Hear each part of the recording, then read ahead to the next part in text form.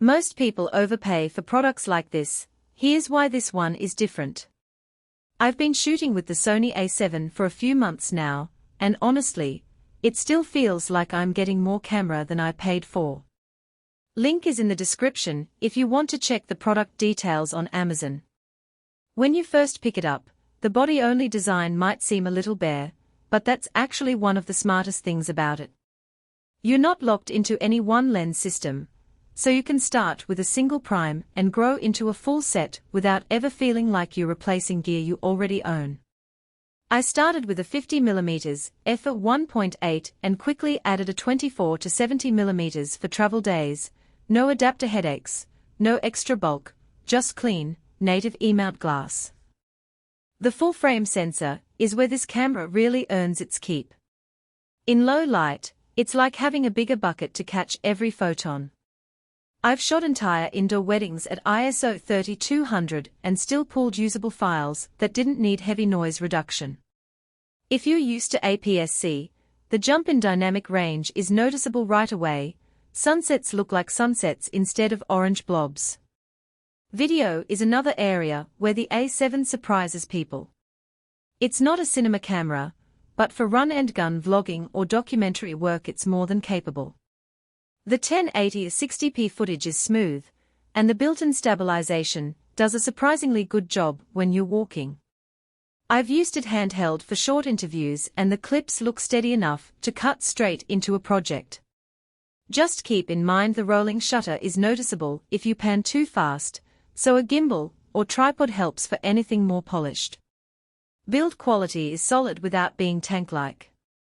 The magnesium alloy shell feels premium, but the weight stays reasonable at around 410 grams. I've taken it hiking in light rain, and while it's not weather-sealed like the A7 II, it handled a quick shower without complaint. The grip is deep enough that even with a big lens attached you're not fighting to keep your hold. Battery life is the one place I wish Sony had pushed a little harder. You'll get about 350 shots per charge if you're using the viewfinder, so I keep a spare in my bag whenever I'm out for a full day. It's not terrible, but it's not class-leading either, just something to plan around. The menu system is still a maze, though. Sony's UI hasn't changed much over the years, so if you're new to the brand expect a few hours of head-scratching before everything feels intuitive. I finally made a custom My Menu page with the settings I use most, and that cut my setup time in half.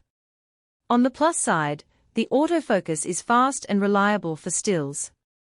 Face detection locks on quickly, and for candid shots it's nice not to worry about missing the moment while you fiddle with settings.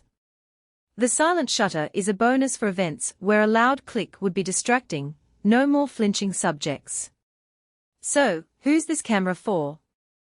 If you're stepping up from a crop sensor DSLR or mirrorless and want full frame without breaking the bank, the A7 is a smart move. If you're already invested in another system, the adapter route might be cheaper. If you need 4K video or pro-level autofocus, you'll want to look at the newer models. Overall, it's a camera that punches above its price tag. It's not perfect, but it gives you 90% of the performance of pricier bodies for a fraction of the cost. If you're curious, the link is below and you can see the latest price on Amazon.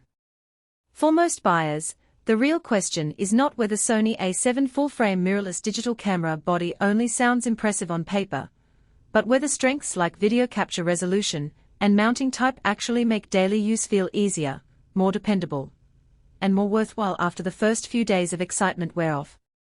It is also smart to think about long-term satisfaction.